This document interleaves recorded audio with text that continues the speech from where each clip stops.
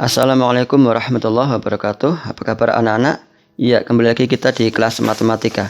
Kali ini kita akan membahas tentang penjumlahan dan pengurangan bilangan bulat. Nanti kita akan belajar bagaimana kita membangun pengertian atau logika dalam penjumlahan dan pengurangan bilangan bulat ini.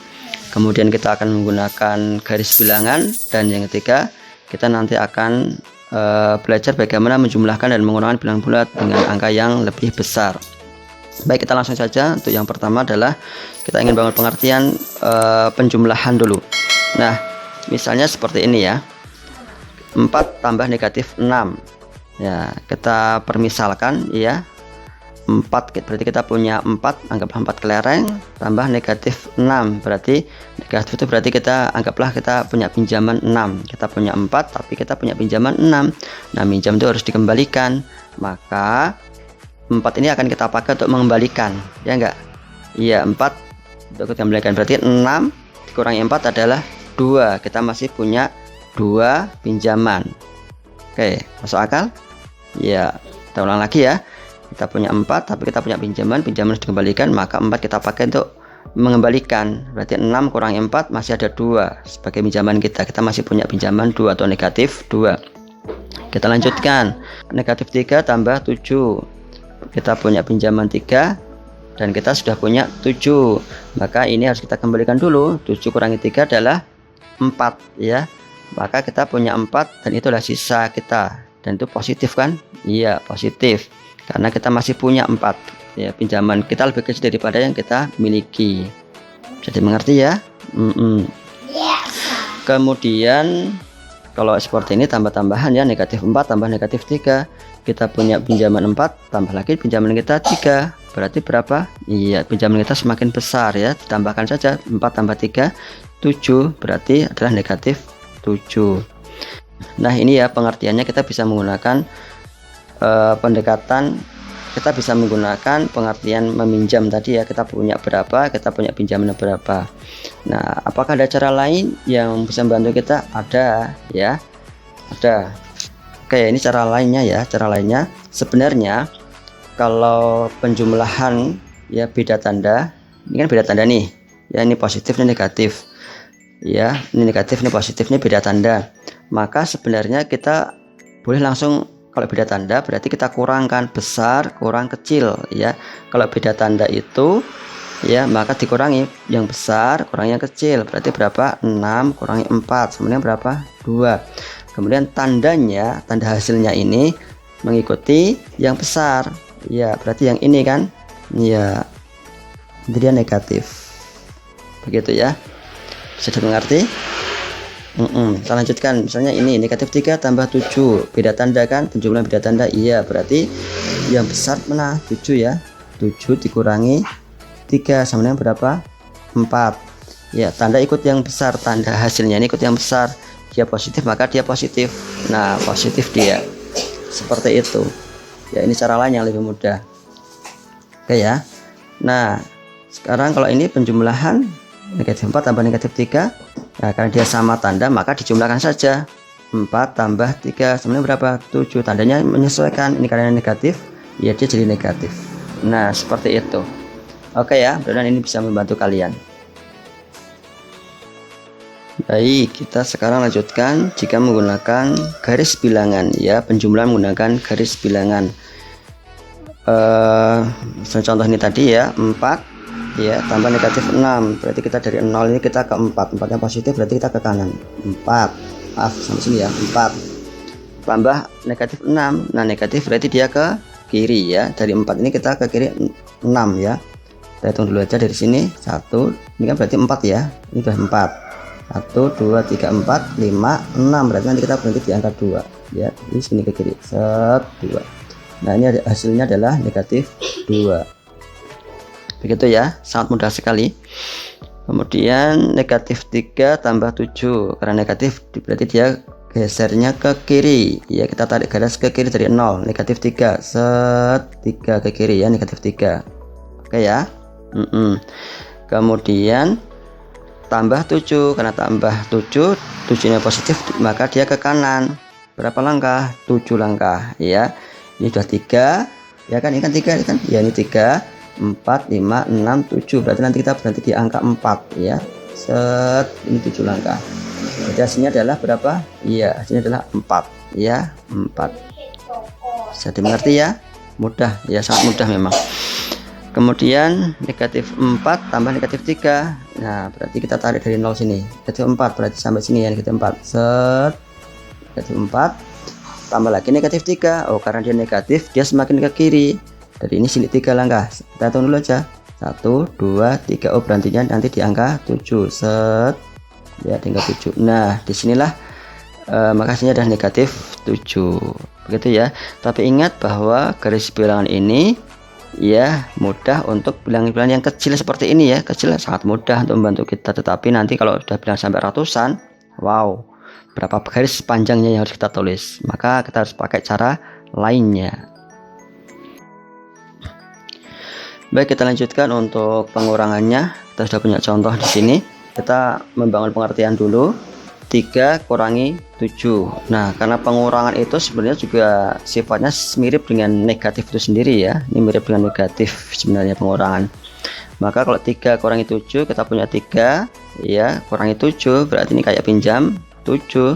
Kita sudah punya 3, tapi kita punya pinjaman 7 kayak tadi, berarti pinjaman ini harus kita kembalikan dulu dengan yang kita punya. Ini untuk mengembalikan ya. 7 kurangi 3 adalah 4 ya, 4. Tetapi karena besar yang kita pinjam, maka ini tandanya adalah negatif 4.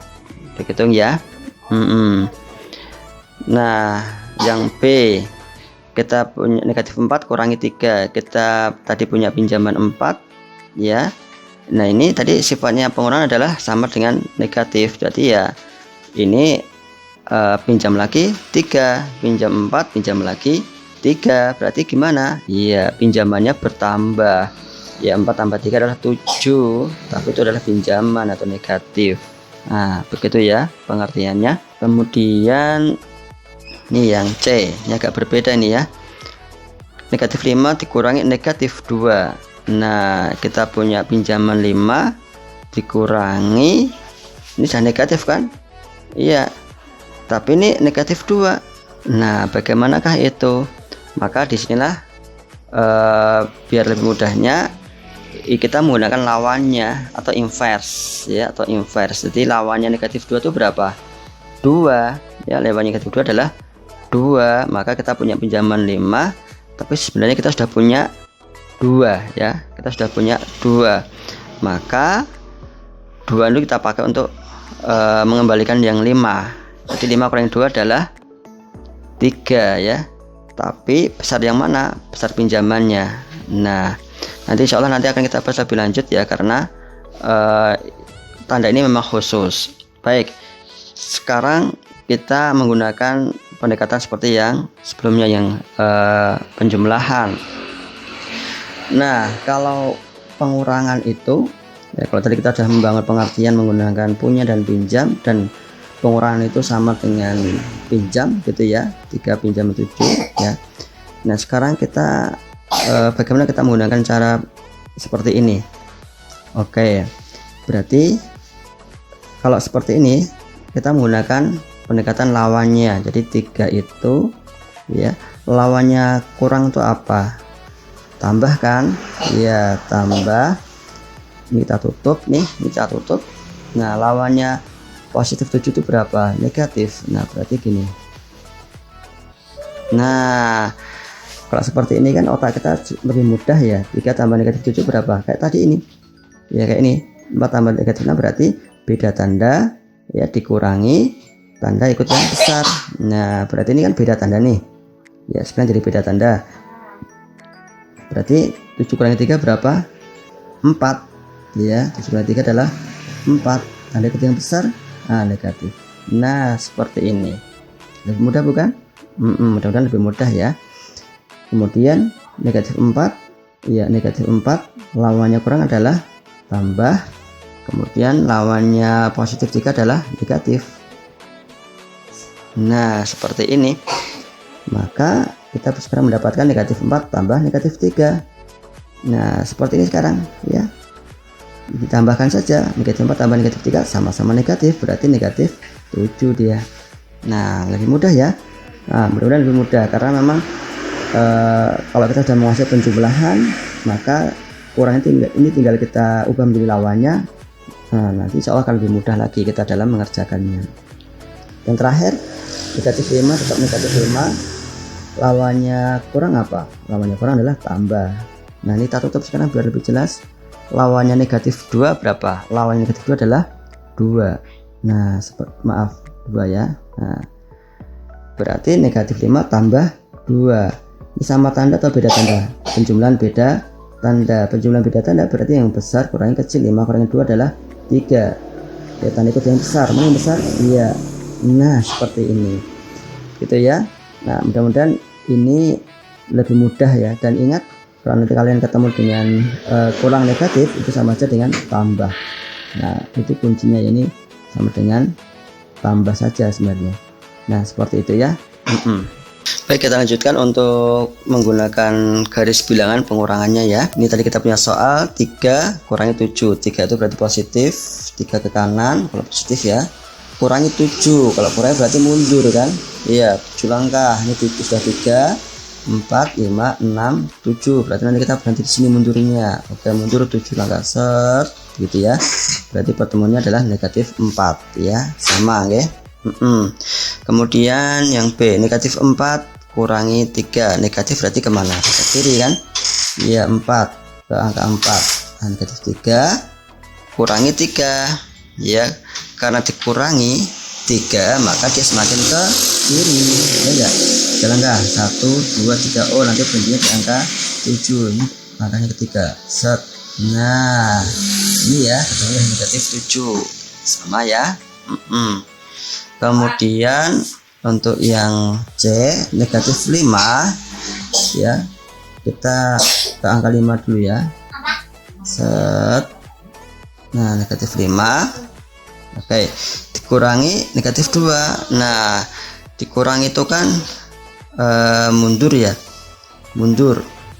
Tapi karena dia negatif ya, makanya berarti lawannya ya, berarti lawannya 2 adalah, lawannya negatif 2 adalah 2. Nah, berarti kalau kasusnya adalah negatif dikurangi itu karena ada lawannya, maka dia menjadi seperti ini, kanan 2, 1, 2 ya.